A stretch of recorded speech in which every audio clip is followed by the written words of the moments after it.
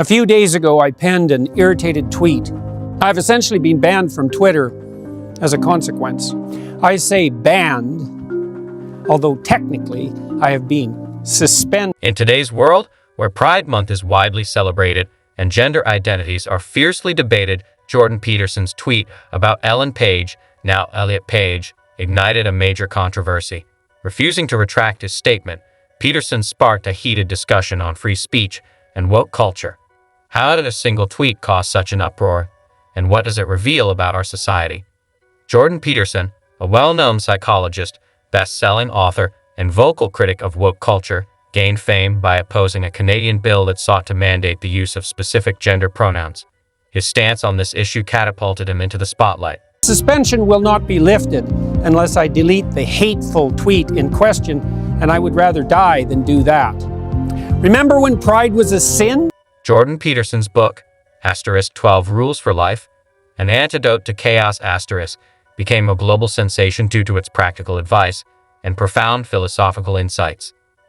Peterson's ability to distill complex issues such as personal responsibility, the importance of meaning, and the dangers of ideological thinking resonated with a vast audience. Now, let's delve into the tweet that sparked widespread controversy. Peterson tweeted, "Remember when pride was a sin and Ellen Page just had her breasts removed by a criminal physician?" This provocative statement caused an uproar on Twitter, leading to his suspension for what was deemed hateful conduct. Twitter, violating our rules against hateful conduct.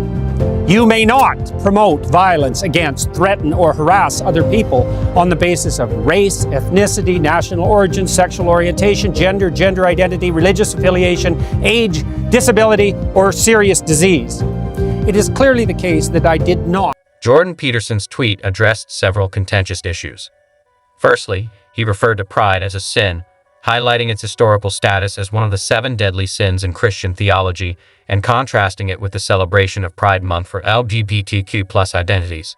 Secondly, Peterson used Elliot Page's former name, Ellen Page, a practice known as dead naming, which is seen as denying someone's gender identity. He also called the physician who performed Page's surgery a criminal, comparing gender transition surgeries to unethical medical practices of the past. Twitter quickly suspended Peterson for violating rules against promoting violence, threatening, or harassing people based on their identity. Peterson argued that his tweet was a statement of fact and an exercise of free speech. To Peterson and his supporters, this incident exemplifies what they see as woke culture's overreach, an attempt to police language and enforce ideological conformity.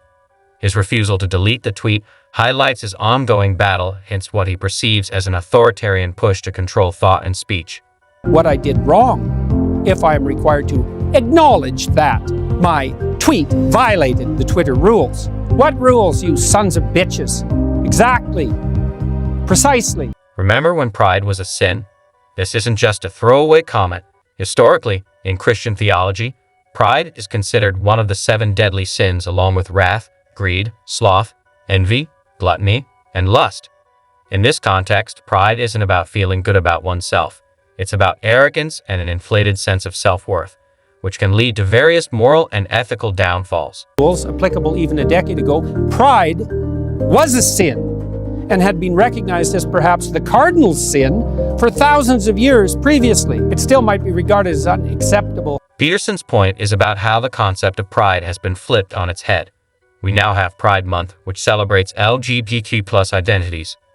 For Peterson, this shift signifies a broader cultural change where what was once considered a vice is now seen as a virtue. It's a provocative statement meant to challenge current societal norms and provoke thought about how values evolve over time. Next, we have the mention of Ellen Page, who now goes by Elliot Page. Peterson refers to Page by the name Ellen, which is known as dead naming in woke culture. Dead naming is seen as deeply disrespectful and invalidating of a person's gender identity, considered a way of denying the reality of someone's transition, and can be hurtful to those who've gone through it. However, Peterson uses Page's former name to make a point about the cultural and linguistic changes surrounding gender identity. By calling Elliot Page Ellen, Peterson is challenging the idea that he must adhere to these new norms, viewing it as an imposition on free speech and personal belief. His critics, though, see it as needlessly provocative and harmful. Twitter suspended Peterson's account after he posted his tweet, citing their rules against hateful conduct. According to Twitter, promoting violence against or harassing people based on their race, ethnicity, national origin, sexual orientation, gender identity, religious affiliation, age, disability, or serious disease is prohibited. Peterson's tweet was deemed to have violated these rules, prompting Twitter to take action what I against said was his merely account. a fact. Next phrase to interrogate. And Ellen Page. Now, why did I stop there? Because in all likelihood, it was this seemingly innocuous phrase, including the name of a well-known actress. There, I'm in trouble. Twitter suspended Peterson to enforce their community guidelines, seeing his comments about pride and Ellen Page as harmful. This move aligns with Twitter's effort to create a safe and respectful platform. The backlash was swift, with activists and media personalities condemning Peterson as transphobic and accusing him of spreading hate speech. Critics argued that by using Elliot Page's former name, Peterson was disrespecting Page's gender identity. Media outlets widely covered the incident, often framing it as part of a larger pattern of controversial statements by Peterson. For many progressives, this was another example of his refusal to respect marginalized groups. Really the sex that everyone knew them by previously, and in the case of Ellen/Elliot, that millions of people recognized and knew. So I should have either called him, her, they, Elliot, instead of Ellen, although as we will discover, that would have made it impossible for me to say what I wanted. Peterson's supporters rallied to his defense, arguing that his suspension was an attack on free speech and an example of woke culture's overreach.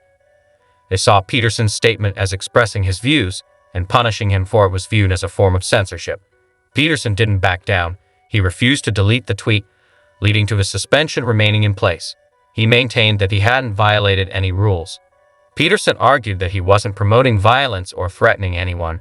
Rather, he believed he was making a legitimate point about pride, gender identity, and the ethics of certain medical procedures in a video response. Peterson dissected Twitter's policies, highlighting what he perceived as inconsistencies and overreach. He questioned why stating historical facts or expressing a critical opinion should be considered hateful. Peterson's broader critique was that Twitter and woke culture are attempting to control speech. He sees this trend as dangerous authoritarianism, where dissenting voices are silenced instead of debated, and a small group of activists dictate what's acceptable and what's not. But I don't believe it is either merely picayune or inappropriate to point out that Ellen/Elliot, who is quite a good actor/actress. Peterson argues that this woke authoritarianism is dangerous because it stifles dissent. Disagreeing with the woke agenda often leads to being labeled as a bigot, transphobe, or worse. This creates a culture of fear where people are afraid to speak their minds, hindering open dialogue and enforcing strict ideological conformity. According to Peterson, this poses a clear threat to individual freedom and democratic principles. Another key point of Peterson's critique is the clash between moral relativism and classical virtues. Woke ideology embraces moral relativism, which suggests that there are no absolute moral truths. Everything is relative and subjective. In this view, what's considered right or wrong depends on individual perspectives and cultural contexts. I had some post-coital, so to speak, regrets about that phrase.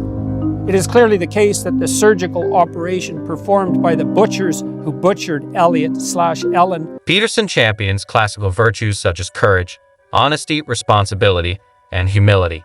He believes these virtues are crucial for a functioning society and personal well-being. In his view, moral relativism undermines these virtues by suggesting that anything goes as long as it aligns with current progressive values. For example, Peterson sees the celebration of pride as a departure from traditional views that considered pride a sin. He argues that this shift represents a broader trend of disregarding established moral frameworks in favor of a more fluid and, in his opinion, less stable set of values. According to Peterson, this leads to confusion and a lack of clear guidance for individuals on how to lead a meaningful and virtuous life. What are your thoughts on this? Let us know in the comments below.